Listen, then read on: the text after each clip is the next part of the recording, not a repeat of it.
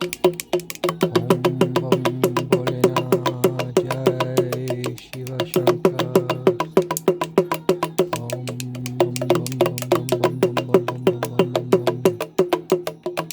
Om Om Shiva. That is the Damaru that somebody that I initiated bought for me while I went to the Kumbh Mela, the Simhasta Kumbh Mela in 2016.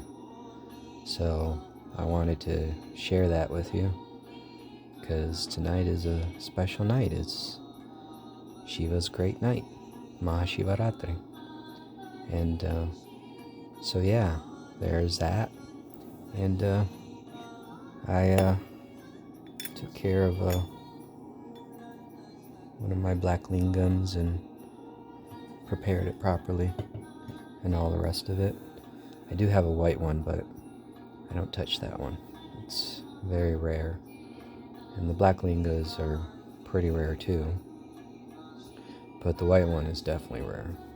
So I don't mess with that one too much. But anyway, Om Namo Narayana, Om Namo Shivaya, Shiva Om, Shiva Hum, Om. Welcome to another Satsang with your host Chuck the Yogi on Maha Shiva ratri. And let us continue with where we left off. Let me see if I can get to past that and move on to 1.10 of the Shiva Sutra. Avivekam Maya Saushuptam. In the state, translation, in the deep sleep state, there is an inability to discriminate, which is caused by the power of illusion. The state is characterized by the absence of perception, since the knowing faculty has ceased to function. Commentary: this deep sleep is the most resting part of our sleeping cycle. It is used by jivas in order to rest the brain from the day's cares. The state would be the delta theta state in modern parlance. A yogi can establish these restful waves while still awake, and so may need less rest than a regular jiva. Jai Mahakai. So I mentioned a little bit about that as far as the druid sleep. You also call it the yogi sleep, because what it does is that to an extent it can shorten and intensify the REM states, that rapid eye movement states that create this restful state. Delta theta would be the parlance as far as like the waves, brain waves. But a yogi will be able to shorten these periods so that if he needs to, he can do just well with 2 to 3 hours of sleep and move on to the next thing. Especially yogis that are out and about, sleeping by the side of the road and things of that nature, or out in a cave. It would behoove them to be able to do that and to not fall too deep into sleep where they might be greeted by a thief or a tiger or who knows what. So that's part of the process. Anyway, 1.11 Tritaya Bhokta Vireshaha. Translation: the virile Lord is the witness or the enjoyer of the three states of waking, dream, and deep sleep.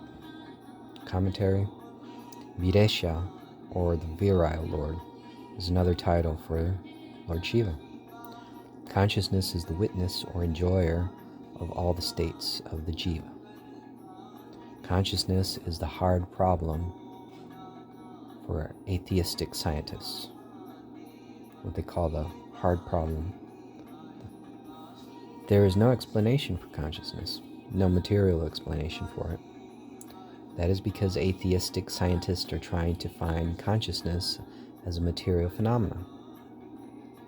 They describe the nervous system very well, since they have an engineering mind, but they cannot find consciousness in that machine. They cannot find the ghost in the machine, called the nervous system.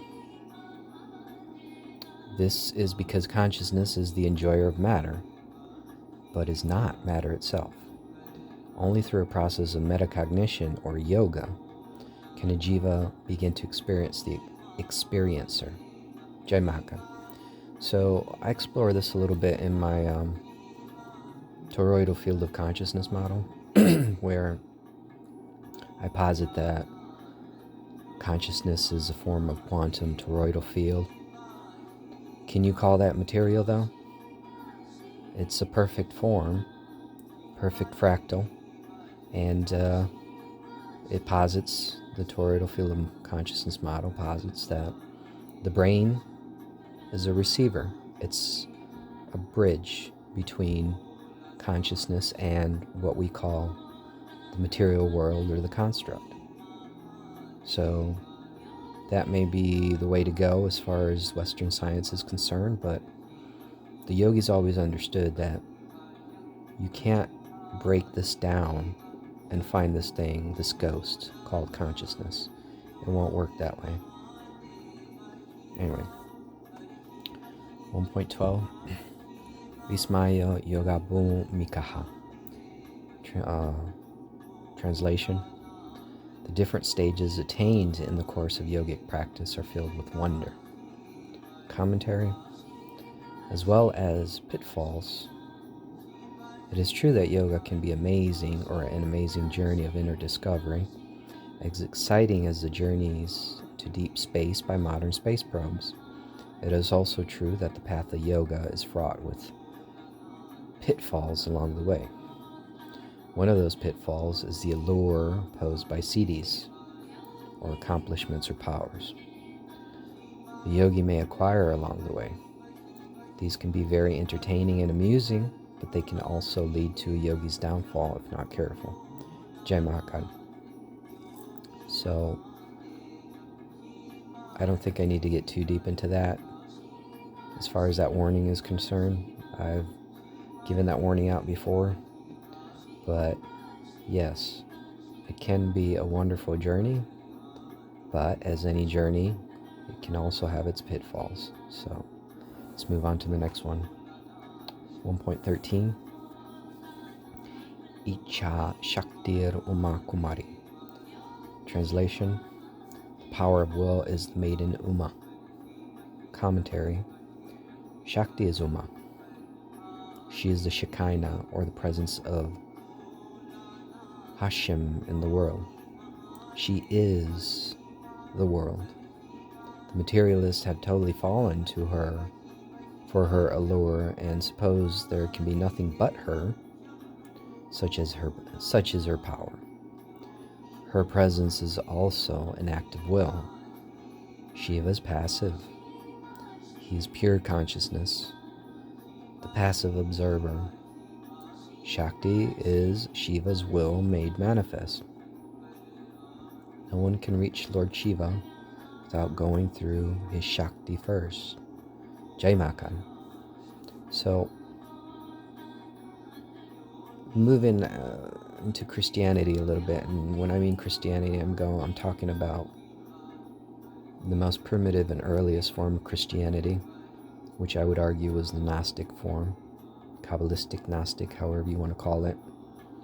And Jesus always talked about the kingdom, which in Kabbalistic terms is Malkuth. So what was he referring to? Well, in the temple, there was supposed to be an active form of the Shekinah that entered into the Holy of Holies, which was conceived as the Garden of Eden. This was that point to leave the kingdom, Malkuth, the construct, and begin the ascent up the tree of life. And so the whole of Jesus' ministry was for people to gain access to that again, because Shekinah had left the temple century or two before he was even born. So he was trying to reconnect the people with the Shekinah. So the Shekinah is the point, the beginning point to leave the construct. You have to be able to engage fully with the Shekinah or the Shakti in order to move up the tree of life and out of the construct. So I'm not going to get deep into that, because let me tell you, that is a rabbit hole and a half. So on this Maha Shiva ratri, I am going to leave it there. Om Namo Narayana, Om Namah Shivaya, Shiva Om, Shiva Ham, Jai Ma, Jai Mahakal.